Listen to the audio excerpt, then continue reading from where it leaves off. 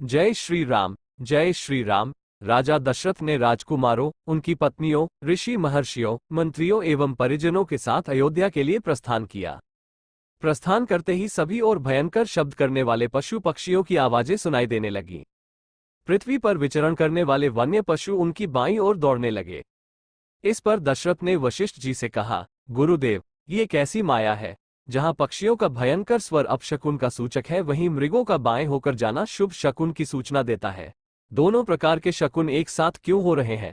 महाराज दशरथ के इस प्रश्न के उत्तर में वशिष्ठ जी बोले, पक्षियों के भयंकर ध्वनि से ज्ञात होता है कि कोई भय उत्पन्न करने वाली घटना घटने वाली है, और मृग आदि पशुओं के इस प्रकार जाने से पता चलता है कि वह भयानक घटना सरलता से शांत हो जाएगी। इसलिए आप किसी प्रकार की चिंता न करें। यह वार्तालाप अभी चल ही रहा था कि बड़े जोरों की आंधी आई। परिणामस्वरूप वृक्ष पृथ्वी पर गिरने लगे। तभी राजा दशरथ को भृगु कुल के ऋषि परशुराम दृष्टिगत हुए। उनकी वेशभूषा बड़ी भयंकर थी। बड़ी बड़ी जटाएं उनके तेजस्वी मुख पर बिखरी हुई थी, नेत्रों में क्रोध की लालिमा थी। कंधे पर कठोर फरसा और हाथों में धनुष बाण थे। ऋषियों ने आगे बढ़कर उनका स्वागत किया और इस स्वागत को स्वीकार करने के उपरांत वे श्री रामचंद्र से बोले, दशरथ नंदन राम, हमें ज्ञात हुआ है कि तुम बड़े पराक्रमी हो और तुमने शिव जी के धनुष को भंग कर दिया है और इस प्रकार तुमने अपूर्व ख्याति प्राप्त की है। मैं तुम्हारे लिए एक और अच्छा धनुष लाया हूँ। ये धनुष साधारण नहीं है, बल्कि जमदग्नि कुमार परशुराम का है। इस पर बाण चढ़ाकर तुम अपने शौर्य का परिचय दो। तुम्हारे बल और शौर्य को देखने के पश्चात मैं तुमसे द्वंद्व युद्ध करूंगा। परशुराम की बात सुनकर राजा दशरथ विनीत स्वर में बोले, भगवान, आप वेदविद स्वाध्याय ब्राह्मण हैं। क्षत्रियों का विनाश करके आप बहुत पहले ही अपने क्रोध को शांत कर चुके हैं। आपने इंद्र के समक्ष प्रतिज्ञा करके अस्त्र शस्त्र का परित्याग भी कर दिया है। इसलिए हे ऋषिराज, आप इन बालकों को अभय दान दीजिए। यदि आपके हाथों राम मारा गया तो हम में से कोई भी उसके वियोग में जीवित नहीं रह सकेगा। परशुराम जी ने दशरथ की बात पर कुछ भी ध्यान नहीं दिया। वे राम से बोले, राम, संसार में केवल दो ही धनुष सर्वश्रेष्ठ माने जाते हैं। सारा संसार उनका सम्मान करता है। विश्वकर्मा ने उन दोनों को स्वयं अपने हाथों से बनाया था।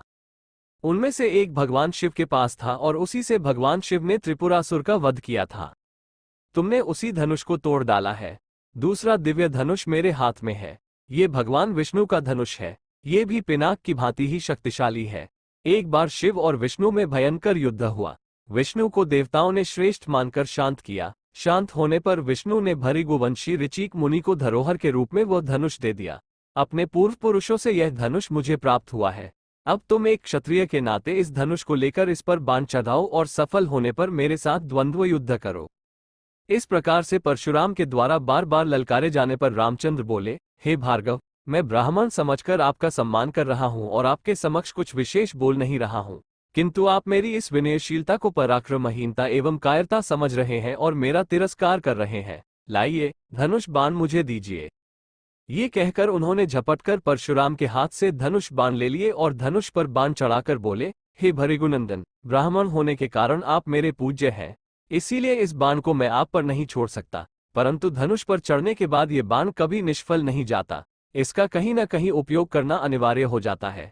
इसलिए मैं इस बाण को छोड़कर आपकी शीघ्रतापूर्वक सर्वत्र आने जाने की शक्ति को नष्ट किए देता हूं। श्री राम की बात सुनकर शक्तिहीन हो गए परशुराम जी विनयपूर्वक कहने लगे, बाण छोड़ने से पूर्व मेरी एक बात सुन लीजिए। क्षत्रियों को नष्ट करके मैंने ये भूमि कश्यप जी को दान में दी थी। उस समय उन्होंने मुझसे कहा था कि अब तुम्हें पृथ्वी पर नहीं रहना चाहिए, क्योंकि तुमने पृथ्वी का दान कर दिया है।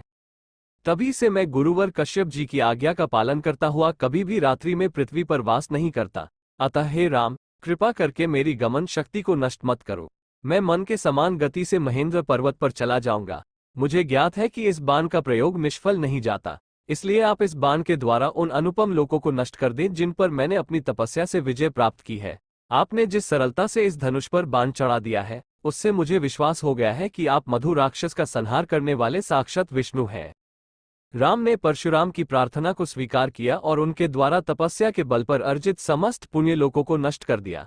इसके पश्चात परशुराम जी तपस्या करने के लिए महेंद्र पर्वत पर चले गए और वहां उपस्थित सभी ऋषि मुनियों सहित राजा दशरथ ने रामचंद्र की भूरी भूरी प्रशंसा की।